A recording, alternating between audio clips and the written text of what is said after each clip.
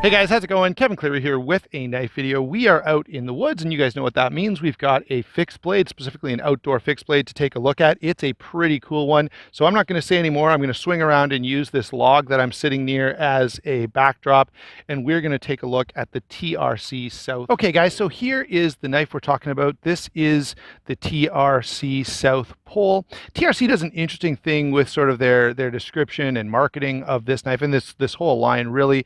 They design these, or they associate each one of these with some, influential or famous or significant individual, specifically men. This is like the man series or something. I can't remember what they call it. But this one is inspired by Ronald Amundsen, who was the first person to lead an expedition to the South Pole, and so hence the name South Pole. Kind of a cool way of doing it, and certainly it's interesting to at least learn about who these individuals were as you kind of look at the model of the knife and kind of get some of the background on it. In terms of size, weight, carry, and really overall style, very specifically they say this is designed to be a nice general use outdoors knife, and I think they've done a really good job of that. There are a number of knives that I think fit well into this category. Some of my favorites, by the way, I left a couple behind, so I apologize for that, but I'm not hiking back out to get them. I would kind of compare this very favorably to the Lion Steel M4, the Lion Steel B41, the Cold Steel Master Hunter. All of those are really, really nice fixed blades for sort of general outdoor use, everything from survival stuff to skinning animals and processing food in camp. And I would put this squarely in that same sort of category of knives. It's really, really well done in terms of a general use, just utility cutting tool for outdoors. Really nicely done. Size and weight on this fits right into that sort of genre here. We've got 9 3/16 inches overall, 4.5-inch blade, 4 11/16 on the handle.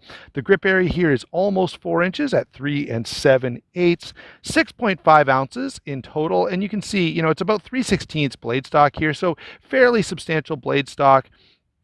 And that 6 ounces is about what you would expect. When you add the sheath to it, which I'll do here in a second, there we go. When you add the sheath to it, it comes up to 9.8 ounces, which, hanging on your belt, it's not that big of a deal at all. All right, so that's size, weight, and carry. Not as big of an issue when we're talking about fixed blades that we're going to carry on our belt compared to folders that are going to be in our pocket.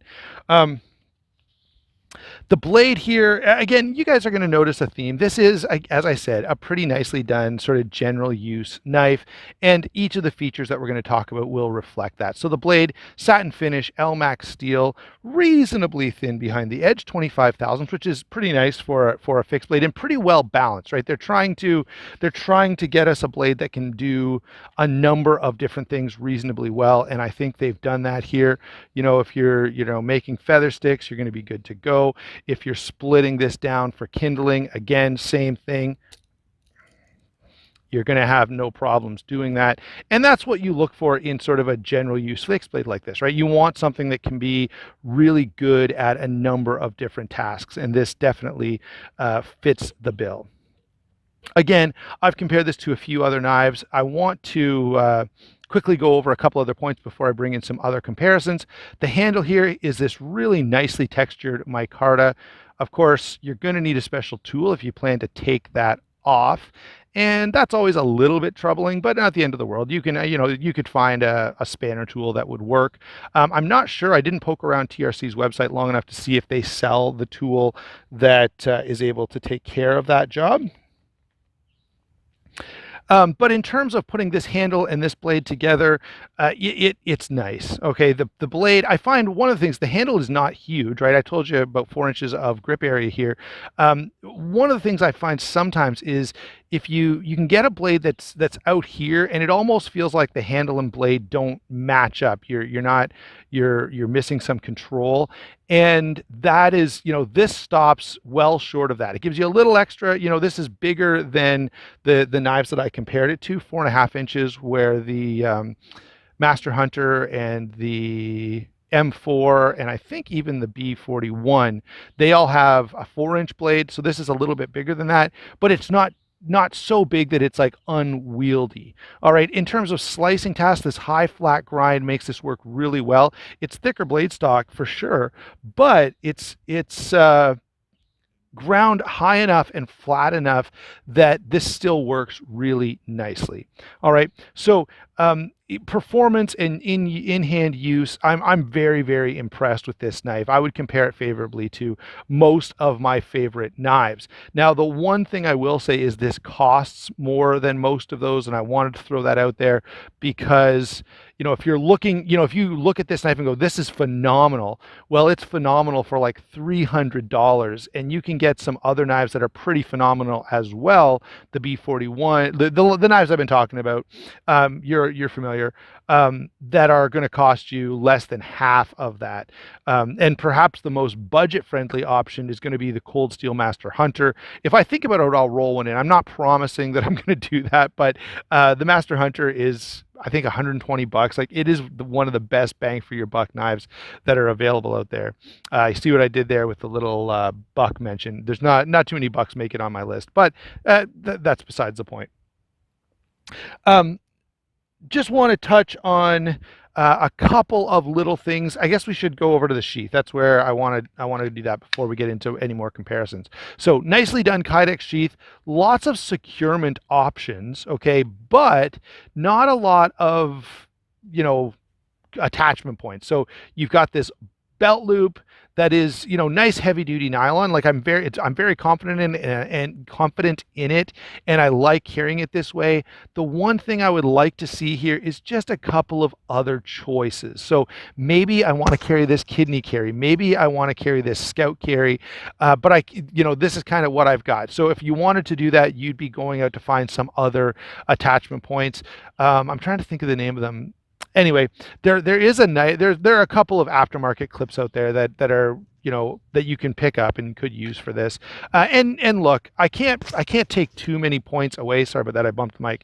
I can't take too many points away for that because many knives that I really like, many fixed blades that are some of my favorite fixed blades, don't have, all of the different kind of carry options that I would like to have. So I'm not going to complain much about it. In terms of retention, very good. If you wanted to, use some 511 and put this onto a pack or something like that, very nicely done. Good. You're not going to get this falling out.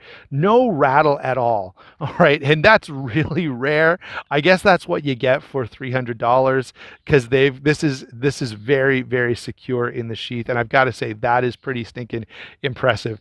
Okay. Let me get to some other comparisons. The first one is an obvious one that you'll be very familiar with. And I bring this in not because these are exactly directly comparable. All right, the Mora is more of a bushcrafting style knife, where the TRC is more general use, but everybody knows what a Mora is. Everyone's got one, or at least has seen one. So this is out here mostly because I want to give you an idea of, how this compares to something you're probably very familiar with. Let's get that guy out of the way since it's not the most comparable. I've got another knife here that I wanted to bring in. Now, this is, of course, a leather sheath instead, but this is a Savivi Elementum fixed blade. It's more akin in size to the other knives that I've been talking about. Very comfortable handle here, but a little bit smaller. Okay, now we need to have this conversation. Notice how the Elementum has a hollow grind while the TRC has a flat grind. When it comes to hard use, batoning, heavy duty stuff, that flat grind is going to be a little more confidence inspiring. I'm not suggesting for a second that this hollow grind is going to have problems. And if you use it like a knife should be used, I sincerely believe it'll be absolutely fine. However, I brought this in specifically to see that, a flat grind is probably preferable here. Although I haven't done as much testing as I should, and the testing I have done, I've been very impressed with the Savivi. All right, either way, I think you should at least consider, if we were going to do a lot of stab tests, which I'm not going to do because I don't want to break either one of these. Again, this is not mine, so it's just visiting for review. I would expect this knife to do better though. Another knife I wanted to throw in here because it's a favorite EDC option of mine is the Kaiser Harpoon. It's a little smaller. Okay, you can see the 4-inch blade, there's the 4.5 inches, but again, the reason I like this is because of the versatility it offers. I also, I've talked about this a lot on the channel, so I suspect many of you will be familiar with it. And so here gives me an opportunity to talk a little bit about, great EDC size, not so great EDC size, great outdoors use size, not as good outdoors. All right. The extra handle size, the assumption that I'm going to be working with this, I'm going to be putting it through some harder use, all mean that this knife is going to shine a little more. And this is the kind of thing I would want to look for a backpacking knife, an outdoor knife, a camping knife, that kind of stuff, where this guy is really well suited to EDC. All right, those are all the comparisons I have for you. I'm sorry about that. As I mentioned, a couple of the knives I would have liked to have here, I didn't have because I left them behind and I'm not going back out to get them. Overall, what do I think of this knife? I really, really like it. It was no big surprise, by the way, when Jesse asked me if I wanted to take a look at this, and I kind of Googled them and looked up what they were like and how they were. I kind of knew I would like it immediately, and so did he. And it is a beautiful, beautiful knife, really well balanced, really well put together. So no, I have really nothing to complain about with this knife. Again, the securement options on the sheath is a secondary criticism at best. And yeah, so, I guess the other thing is I noticed I didn't find anywhere that you could easily strike a ferro rod. Possibly right here, just kind of at the ricasso, there is a 90-degree edge here that you could possibly use, but it would be a little bit awkward to try and make that work depending on which ferro rod you happen to have or the radius of it. So overall, really nice knife, but it's a little steep. This is expensive, $300 US. It's good, but I have to say, there are other knives that I like just as much, or maybe even a little bit more, that don't cost quite as much. So what I would say about this is, if you look at this knife and you think this is the greatest thing I've ever seen, I love the design, I love the company, I love everything about it, then you should buy it. You will not be disappointed. However, if you're looking at this as one option among many, and all you're looking for is a good outdoor knife, there are some really, really great outdoor options that aren't going to cost you quite this much. All right, thanks a lot for watching. Don't forget to like and subscribe, and we will talk to you soon.